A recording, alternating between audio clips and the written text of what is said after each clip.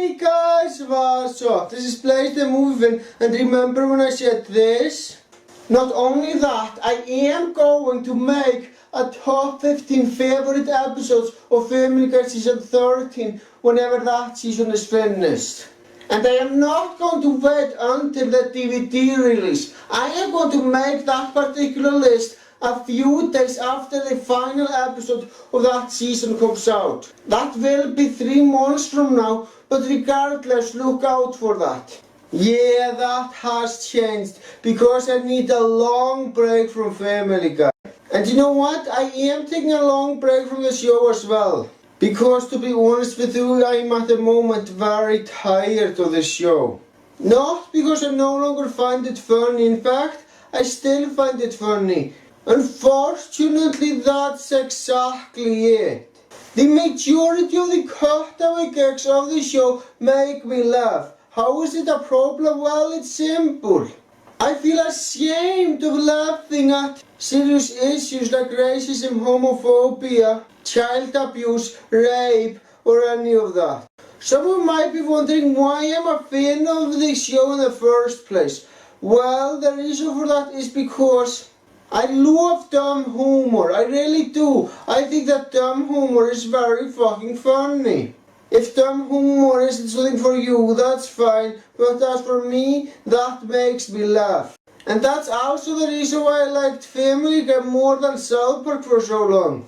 I'm not trying to justify my past though. My hypocrisy and the fact that I hated South Park for the exact same reasons that Family Guy is guilty of as well was unjustifiable, but whatever, that's all in the past, therefore I'm not dwelling on it any further. I will however say that at the moment I like Family Guy more than South Park, but it might change in the future. I really don't think that the fact that I'm a fan of the show Family Guy is gonna last forever.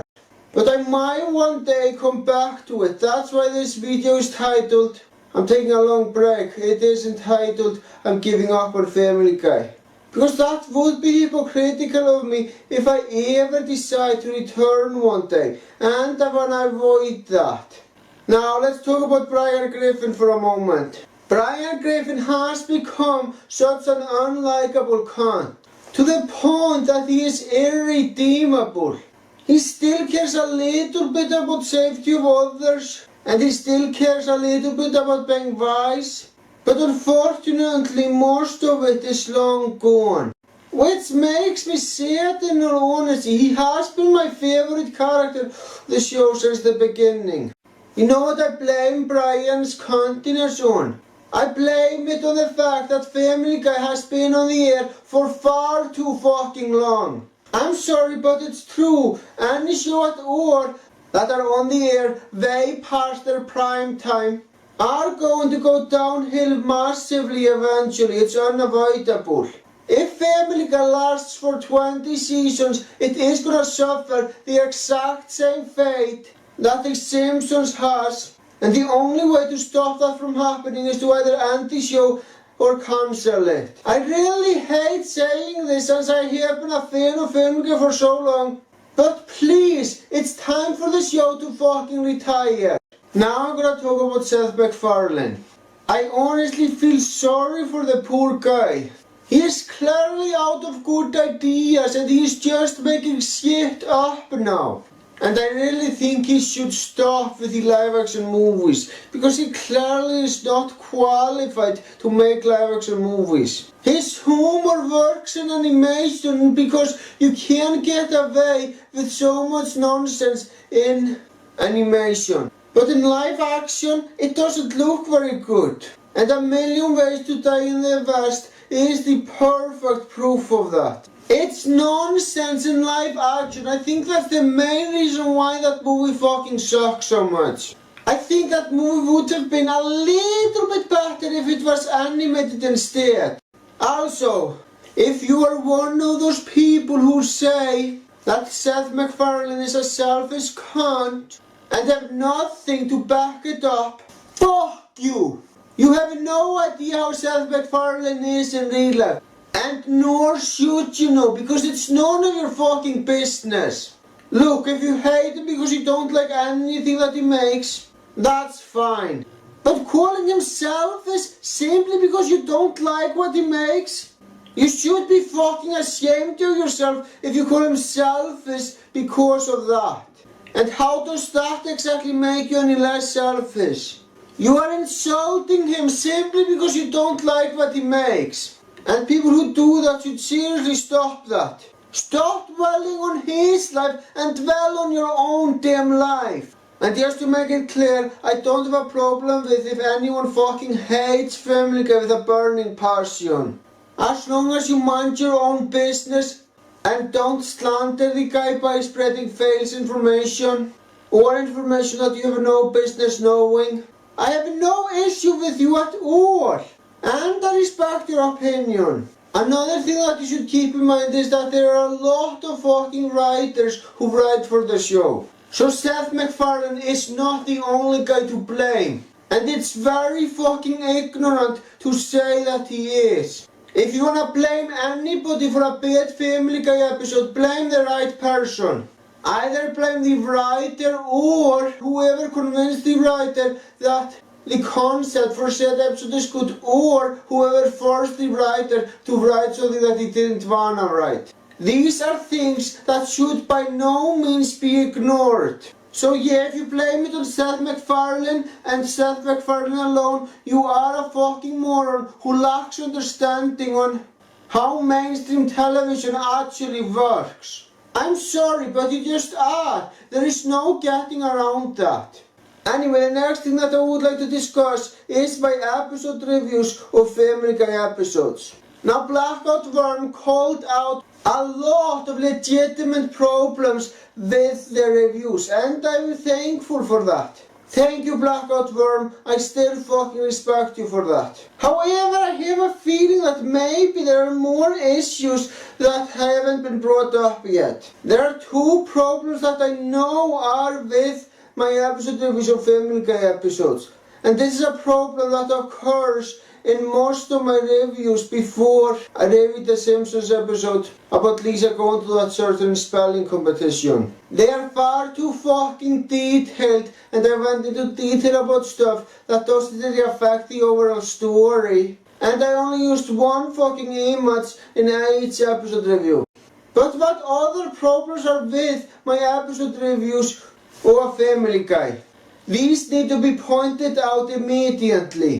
And if you think I'm unable to improve, that just proves how little you know about me. In the past, I used to be a shitty movie reviewer who just couldn't review movies properly. In fact, I was gonna retire reviewing movies completely if I had no chance of improving. But in 2013, something great happened. I got more respect from movie fans because of my movie reviews than I ever had in the past. In fact, after that point, the only negative feedback I got was when I misunderstood movies. And I couldn't be more thankful for that. And if you really don't believe that my movie reviews have improved, well, I am not saying this because I personally think they have improved. That would be fucking arrogant. Oh no, I'm saying this because my audience has said that. Just look at most of my movie reviews and you can see mostly positive comments. And I think it's earned. Anyway, the next thing that I want to talk about is that certain Family Guy episode titled Stewie Is and Can't They. Since this video is already long enough as it is, I am gonna be very fucking brief. Simply put, I think the episode is fucking awesome and I really love the overall message of it. Sure, the way it's delivered is very screwed up and dumb, but that has always been the style of Family Guy, so I don't have an issue with that. And who knows, maybe I will review it after my break is over. Speaking of which, if I stumble across a request of a Family Guy episode during my break, I will ignore it and review something else. I'm sorry. But I want to take a break properly. I want to remove any Family Guy episodes off the requested review list though. I will review them after my break is over, I promise. I might not do it at a fast rate like I used to, but I will still fucking do it. Oh, and by the way, if there ever comes a day during my break when I'm feeling very depressed and need to watch something to laugh at, There are plenty of shows I can watch for just that. It doesn't have to be Family Guy. These shows are Traveling Together, which I still find very fucking funny. And yes, it is more extreme than Family Guy and South Park combined. And that's what I fucking love about it. I love laughing at screwed up, dumb, messy stuff. Besides, there are some good messages in that show as well, if you ignore how fucking screwed up it is. This needs no explanation. I fucking love South Park because it's very smart. But it also has a lot of dumb humor. And you know what? The dumb humor is balanced with all the smart stuff in the show.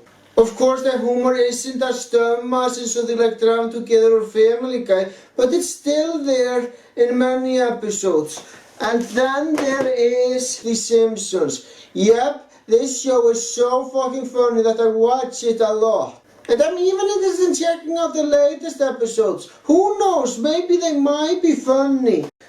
And then there is Seinfeld, which is the only live action show on here. Yeah, I am a fan of Seinfeld now, and it is very fucking funny. I love it for that. And you know what? I ignore the laugh tracks. It's now easy for me, and I am still laughing on my own free will, which is fucking awesome. This isn't a show that has laugh tracks just for the hell of it. It has laugh tracks because everything in the show is fucking funny. It's mostly lines, but these lines make me laugh so goddamn much. And last but not least, The Fairly Odd Parents. This show is so dumb, has a lot of piss and shit jokes, and those are the kind of jokes that I find very fucking funny. As far as I'm aware, it has no hidden sex jokes. But toilet humor is still fucking awesome in my opinion, and very fucking funny, and this show has a lot of it. And I also laugh at how fucking nonsensical the show is. That's also another thing that makes me laugh about it. Those are basically the 5 shows I watch to laugh. But there is one bonus one I want to show you, since it is important to me. Yes, I still watch the Pokemon anime, and you know what? I'm loving it more and more as I grow older. I used to hate Ash Ketchum, and now I'm a fan of the guy. How the hell did that happen? I don't know. Oh, and one question. This show is supposed to be for children. It's supposed to be the main demographic. And because of that, do you think it's fucking weird that despite all that, I'm actually loving it more as I grow older and not the other way around? I can't explain why that is, but that is very fucking weird to me. And I can't properly explain it. I guess I will just be a kid at heart forever. But I'm still kind of an adult, I think. Also, don't worry, I'm not taking a break from episode reviews overall. I still got a shit ton of episodes I wanna review, most of them being from The Simpsons. And of course, there are many others, so stay tuned. Oh, and regarding Tier 2, I will most likely not watch it. The reason for that is because there is almost no way I would not give it a negative review. Because in my opinion, Seth MacFarlane just isn't very good at live action. He just isn't. I will admit that I loved Ted the first time I saw it, but the more I thought about it, the less I liked it. I don't hate it, but I think it's decent at best in all honesty. Now I love the concept of Ted 2. A teddy bear fighting for his rights. But I am very worried that particular movie has that great concept pushed aside for dumb jokes that don't make any sense, and because of that I don't think I'm gonna be able to focus on the main story. And unlike Family Guy, you are not told when the references happen in the live action movies Seth MacFarlane makes. They just come out of nowhere and make no sense. That's the main issue I had with A Million Ways to Die in the West. I mean seriously, less than 5% of A Million Ways to Die in the West was funny. If by any chance I'm wrong and the movie does indeed focus on a teddy bear to fight for his rights, I would watch it for sure because I think the concept is fucking awesome. It's the execution that I'm worried about. As for when I will be back, to talking about Family Guy at all on my channel? Well, it will be during Christmas season of this year. By Christmas season I mean either November or December. If you like when I talk about Family Guy, I am very sorry. But I really need to take that long break because I am tired of watching the show. Hopefully by the time I get back, my reviews of Family Guy episodes will be better. But I have no way of telling us of now if my old Family Guy episode reviews were better or not, because like I said, only Blackout Worm brought up legitimate points.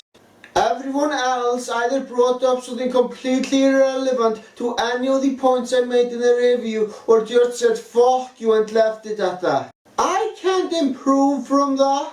Oh, and don't worry, you don't need to browse for the episode reviews I made on Family Guy. Link to the playlist that shows just that is in the video description below, so feel free to check it out. Well guys, that's all I gotta say. Thank you for watching, have a great